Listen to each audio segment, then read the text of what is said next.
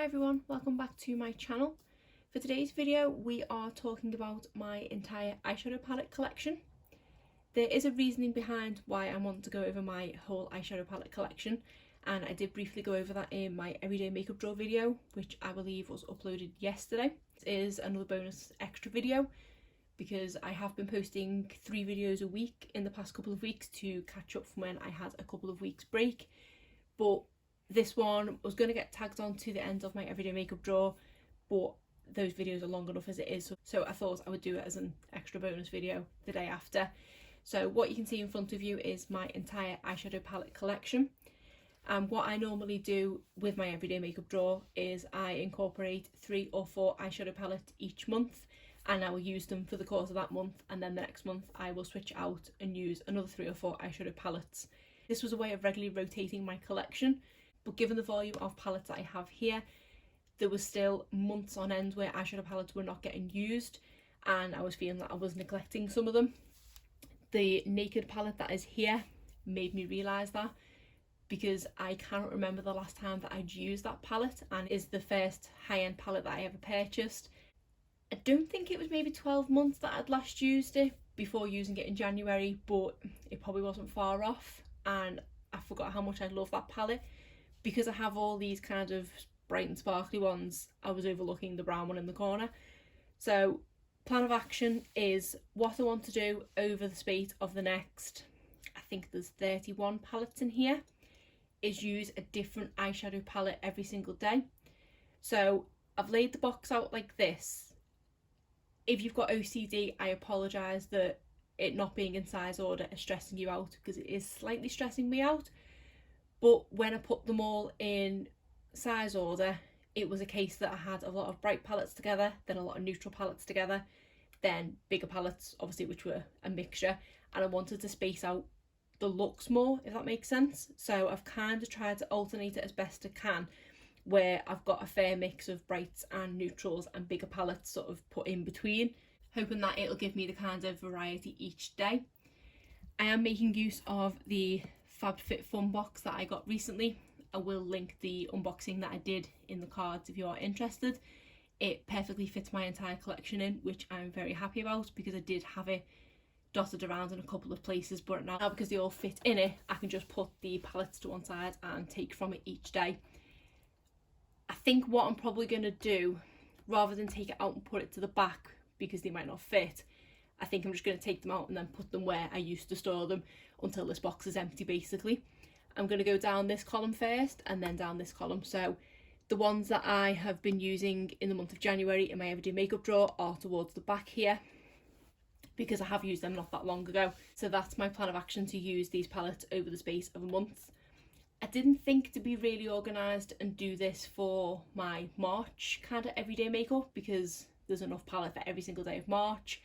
I'm uploading my everyday makeup drawer slightly late in February, so it is going to overlap into March. I just haven't decided yet what I'm going to do kind of follow-up video wise. I don't know whether to maybe do either a top 5 or a top 10 out of everything that I've tried over the space of the month, because I will be able to more direct compare everything, because it won't have been that long since I used them all, kind of thing. Or whether to just go through the whole thing again, but that would be a really long video. So let me know your thoughts in the comments below as to what you would like to see for the follow-up video of this. But I will now go through in order and just show you each palette, basically. Starting off at the front here, I have one of the new mini palettes from e.l.f. When I seen these, they did definitely give me the Natasha Denona mini vibes, and for £3 ago I couldn't not pick them up, so I did pick up 2. The other one's buried in here somewhere. This one is in the shade Rosewater, and as you can see is some lovely pink neutral tones. Next we have the e.l.f. New Classics palette. Didn't intentionally put 2 e.l.f. eyeshadows together, but this I would say is one of my most favourite palettes that I've tried over the past year. So if the formula in this mini is anything like these, I'm going to enjoy the mini. I really enjoyed reaching for this in the past year, so I'm excited to give this one another go, which is kind of why I put it towards the front. Next we have the Too Faced Chocolate Bonbons palette. This is just another neutral palette. Quite enjoyed using this, and the formula of this is pretty decent. Then we have the Urban Decay Born to Run palette. Not one of my favourites, if I'm honest, and I think if I do this for a little while and I'm still not enjoying using it, I might just have to declutter this. That might actually be a good follow-up video. I might do an eyeshadow palette declutter as the follow-up to it, because then I can tell you what my favourites are and then I can get rid of the ones that I didn't love. Next we have the Makeup Revolution Emily Noel palette. This is the Once palette, if I can open it. I can't remember the last time I reached for this palette. I did have issues where some of the shades were hitting hard pan, it put me off reaching for it again, so that's why it has been a bit neglected, but want to use it again, and if the formula's gone bad, obviously I will get rid. But from what I remember, I did really like this palette. And we have the Urban Decay Naked Cherry palette, another one I haven't reached for in a good while. Do really love the tones of this and I love the formula. There's the Anastasia Beverly Hills Norvina palette. This was the very first palette that I tried from Anastasia Beverly Hills, and if I'm honest, I didn't love it. When I purchased this, I was torn between the Soft Glam and this one, and kind of wish I'd have picked the Soft Glam now, because these kind of brighter shades and the purples and the pinks I don't reach for an awful lot, and I do struggle to work with the shimmers. They are very, very pigmented, but they also do have quite a bit of fallout and they're not the easiest to work with. The mattes are very, very pigmented as well, and it does take a bit more work to blend with them, so they're not the best kinds of eyeshadow palettes to be trying to apply in the morning when you have limited time. So I was a bit disappointed with this one, if I'm honest, but I do want to definitely use it again because it's not been used half as much as it should. Not a massive fan of the packaging either because it does stain easily. And we have the BH Cosmetics Royal Affair palette. Really like this formula, liked it more than I thought I would. Quite a different array of shades in here. Love this kind of lime green and then this shimmery blue. I've kind of cross-contaminated that with another shade in there, but it still works well. This shade here looks like it might be getting a bit of hard pan actually, so this one definitely needs to be used because it hasn't been used for a while. Then we have the Saharan by Juvia's Place.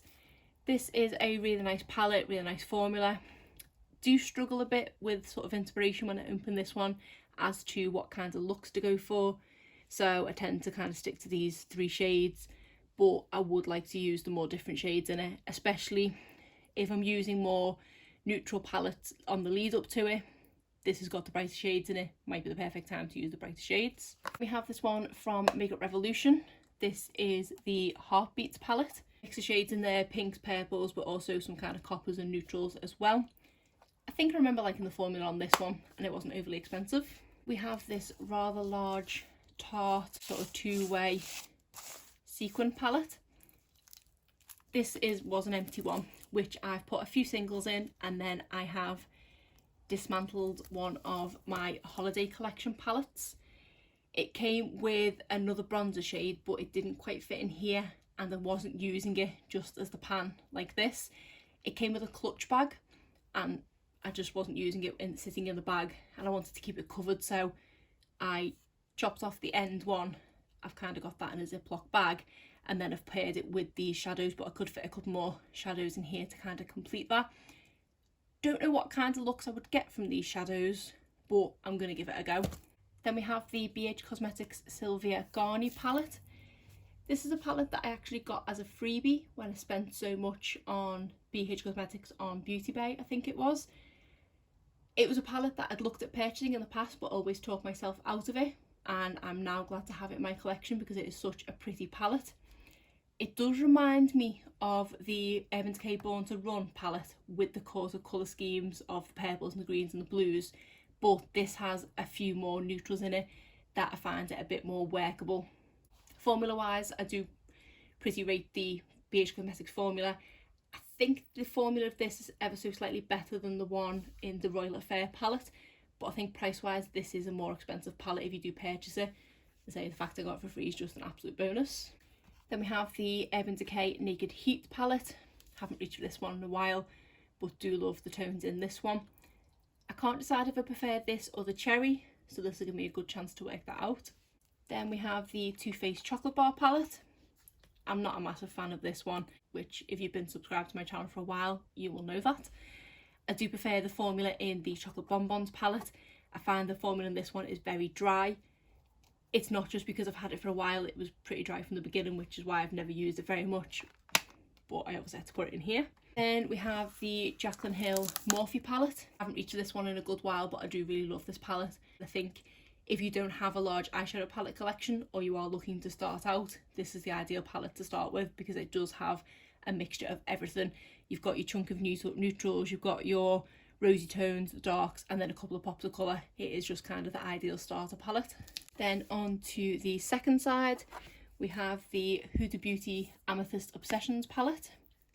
I've not reached this one an awful lot because I've come to the realisation that I don't think I suit purple eyeshadow. I'm a bit scared to use it kind of on a daily basis, so I do only tend to wear these kind of tones when I'm going out or when I'm filming a video. But every time I've gone for an all purple look, when I'm editing the video back, I always think it looks terrible. So I don't think purples are for me, so kind of wish I'd possibly picked up another one from this collection, or maybe one of their original Obsessions palettes, because I'm not a massive fan.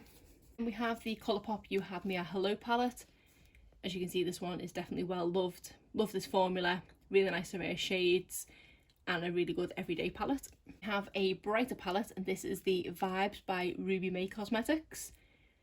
I don't know what I'm going to do with this one, to be honest, and I'm kind of hoping that I land on this one on a weekend, because I really don't think I can do an everyday look out of this. It might just be a case of putting that one all over the lid and that's it, I'm done. I get very self-conscious wearing bright eyeshadow, especially to work, so we'll see what happens with this one. And we have the IBY Beauty City Limits palette. This one and the Ruby May one, I did both get in Tribe Beauty Box, and formula wise they are both great palettes. This one has a colour scheme that's more up my alley. I didn't know what to expect with this because I'd never heard of the brand, but I do really like this palette. It is on the slightly darker side, but because of this kind of shade up here, which as you can see is well used, it does bring that bit more lightness into it, and that is pretty much my go-to all over lid shimmer shade. This Fire and Ice shade here is gorgeous. It's a duochrome, but it is slightly darker, but yeah, really like this palette. Then we have the second of the new mini e.l.f. ones. This is in the shade Truffles. This one's slightly darker than I thought it was going to be in person, but still really pretty shades. And it does kind of remind me more so of the Natasha Denona mini, is it the mini Glam palette possibly? So keen to give this formula a go. Then we have the Tartelette Tease palette. This is another one that's been pretty well loved. This is a go-to kind of travel palette. If I'm going away for a weekend or something, it tends to be this one or my other mini Tarte one that I stick in my bag. Really love the formula. Smells really nice, kind of like vanilla-y chocolate. We have the Nubian by Juvia's Place, which is my favourite of the 3 Juvia's Place palettes that I've tried. The longevity of this palette in particular is outstanding. This is my favourite shade and I'm already making a bit of a dent in it, but overall love this palette and love the formula. Then we have the BH Cosmetics Weekend Festival palette. This is one of the more brighter palettes, and again this formula is really good. I've not tried a bad palette from BH Cosmetics yet, but this is another one that I'm going to have to try and use the brighter shades and not just rely on the everyday neutrals. We have the Colourpop Ooh La La palette. I've actually paired quite a few bright ones together here unintentionally. This is their pink palette that they brought out. This was, I think, one of the first ones that they brought out, and I kind of wish I'd held out for one of the latter ones because I wasn't a massive fan of this. These 2 shades at the top here, which are my kind of go-to shades from the palette, but on the eye they look much of a muchness together. This shade here, Tickled, is a gorgeous shade, but it is very chunky, and this is one of the palettes they released before they started putting the pressed glitters in. So I'm not a massive fan of this. I don't even know what formula it's supposed to be. I can't remember the last time I reached this palette because I wasn't a massive fan, so I need to make a decision on whether to keep or to clutter this one. Then we have this mini Wet n Wild Walking on Eggshells palette. Really nice little palette to kind of throw in your handbag. Easy look in one go and out the door. Then we have this Tarte's Pro To Go palette. This is my other second favourite kind of weekend travel bag one. I prefer this one to the Tease palette because it is a bit more kind of smoky, and usually when I'm going for a weekend away there is a night out involved or something, but overall do really love the formula of these and they are just perfect for travel. Unintentionally paired 2 Tarte palettes together. This one is the Tarte Make Believe in Yourself palette. Love the formula of these. Don't really know what I'm going to do with this one as a standalone palette because this has always been an accent palette. There is one solitary matte in here, but it is quite similar to my skin tone, so it doesn't really do very much. So this may be an old school one shimmer all over the lid and done look when I get to this day. Then we have this one from Primark. This is the Soft Camo palette. I bought this to take away with me to Canada because I didn't want to risk any of my other eyeshadow palettes, and was pleasantly surprised. We do have a couple here that appears to have hit hard pan, but hopefully I can kind of get rid of that and still work with it, because this is a great little palette and the formula is really good. I've been so impressed with all of Primark's makeup recently. Then we have this Winky Looks palette, which actually came in this FabFitFun box, and this is the mini latte palette, which says it's coffee scented. I can't smell much coffee on it, to be honest. It does have a scent of something, but I wouldn't say it was coffee. But this looks like a really nice everyday palette with slightly bigger pans than the sort of travel ones I've been using. So keen to give this one a go because it might be ideal to take on holiday with me. Then we have the original Urban Decay Naked palette, which I did go over in more detail in my everyday makeup drawer video, but just briefly, absolutely love this palette. I'm so glad to have been using it again. It's a kind of cozy feeling palette because it is the first one I ever bought, but can't go wrong with pretty much any of these shades and the formula. Then we have this other one from Makeup Revolution. This is the Ocean's Treasure one, and this is slightly brighter than the Heartbeats one. I didn't like the formula of this one as much as the Heartbeats, even though I thought it'd be the same formula. This one was a little bit drier, and also these pan sizes are really annoying to try and get a brush in. So I wasn't a massive fan of this one, but need to use it again. Then we have the Juvia's Place Douce palette. Again, talks about it in the everyday makeup drawer. Didn't love this one as much as the 12 pans, but I would like to give it a bit more of a try because I've only been using it in January. Then finally, the Balm Meet Matchmaker, one of my favourite eyeshadow palettes.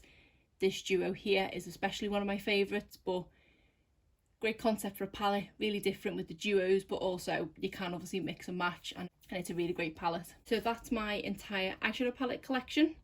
So say, I believe there was 31 palettes when I last counted, which is just enough for a month's worth. So I will go over these over the course of the next month, and then if I don't do a kind of top 5, top 10 roundup video, I will just do a eyeshadow palette declutter, and anything I've not loved I will just get rid of because this is too much. No one needs this much eyeshadow, even though I do love eyeshadow. So that's it for today's video. If you did enjoy it, please give it a thumbs up and subscribe if you're not already. Thanks.